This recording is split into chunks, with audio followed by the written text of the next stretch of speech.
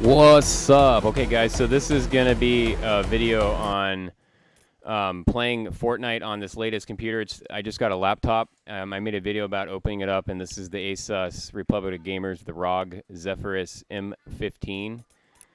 It is specifically the model number is the GU502LW, and it has a 2070 Max-Q NVIDIA card in it, as well as an i7 10th gen, 1 terabyte SSD hard drive, and 16 gigs of RAM. So I want to show the settings though in Fortnite because my son makes some decent changes to it, and one of the specific changes are it's all pretty much low settings, and then he likes the resolution 1600 by 900. We frame rate limit at 240 FPS because the screen is a 240 hertz screen. Another important thing is the 3D resolution is set down to 60%. So you can see the settings here. Motion blur is off. We're going to have the FPS running. I'm recording this particularly at 60 FPS, 1920 by 1080. But obviously it's just going to be upscaled because the output's not really that high of a res. So let's go ahead and get it started. So he's playing on my account, yeah, and hold on a second. I'm actually going to hook up a webcam for the keyboard. All right, so this is he's going to actually use the keyboard on the laptop itself, so you can see how that functions. I know most of you guys that play Fortnite would probably not do that. I know that the keyboard is very important to those that push keys very fast, and Fortnite's one of those games that you kind of just jam on the keys all the time. So, but I did want to test the keyboard so that you can see, like, is the keyboard capable of doing anything that fast? And for me, obviously, I don't push them that fast, so it's mediocre. I mean, it's decent for me. Sorry, it's going to be possibly mediocre for Ty here. As you can see, the frame rate is, what, 100 FPS? That's actually not very high. And I wonder if that's because we're running OBS in the background.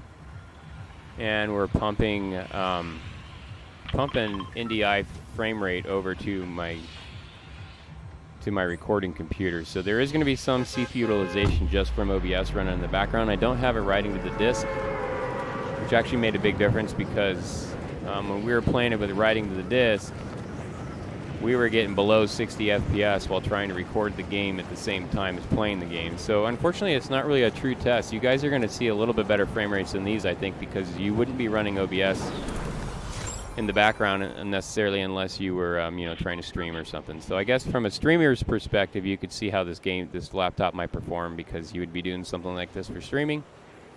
If you're just playing the game without any kind of recording, then it doesn't make sense. So with those resolution settings, what are we getting? We're getting barely on the triple digits. Looks like we're barely breaking out of 100 FPS, mostly in the 90s actually. At least it seems like it's me.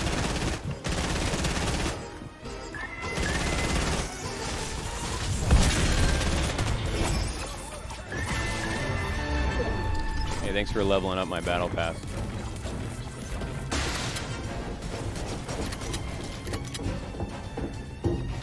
Yeah, so, I mean, honestly, I'm kind of impressed. I know that the 2070 Max-Q is actually I believe a lower voltage or I think it's just lower voltage. So, with lower voltage comes less power. That's just generally how that works, or less output, rather, performance-wise. And so the 2070 Max-Q, I don't believe is as fast as just the standard 2070 that comes in a mobile device. And obviously, I think the mobile 2070s are slower than your actual computer, like a desktop computer. I shouldn't say actual laptop or actual computer. I meant desktop computer. And so,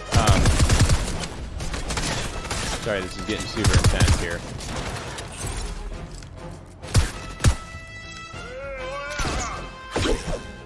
Nice move there. Was that an actual player after you there for a second? Oh, they were henchmen. So one of the things I have noticed, and I'll talk about that, I guess, why he plays the game, is on the laptop, it gets very hot, and right near the top, like where the speakers are and the power button, so like this general area right here where I'm tapping, that must be where the NVIDIA video card is, because if you play any video games on there, that surface gets pretty warm. And when I say pretty warm, I mean it's obviously not melting the plastic, but It's uncomfortable if you touch the plastic. I mean, it's literally that warm. I should probably get like a temperature something on top of it, because it would be nice to actually see what that temperature is. If I had to guess, it's, you know, 130 or 140 degrees or something like that.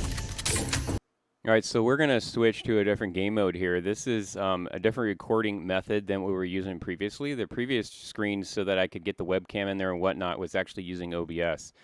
And I've got OBS configured on the laptop at the time to send the video signal across using NDI. So if you're not familiar with that, it's actually pretty cool if you have a dedicated recording computer.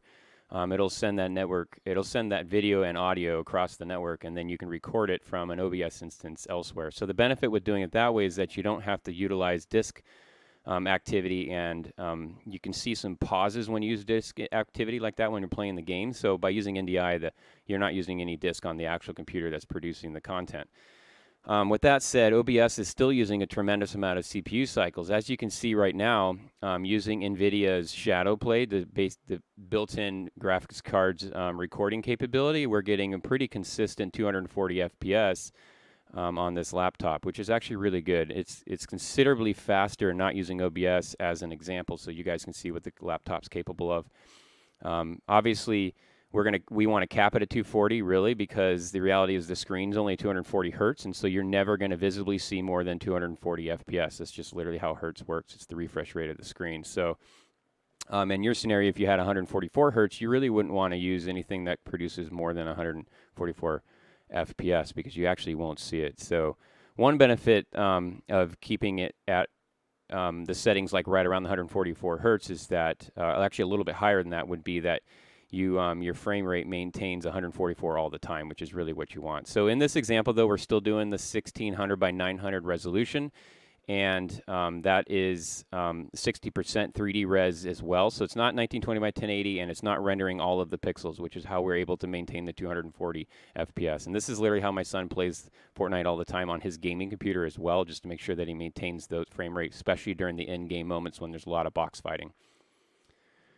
So the next thing we're going to do actually is, the next scene is going to be an actual gameplay. So this is an arena game. He's going to go through the whole game, and because he's playing with my account, it's very easy for him, because the players at this level are just significantly less. But anyhow, he actually gets the victory royale.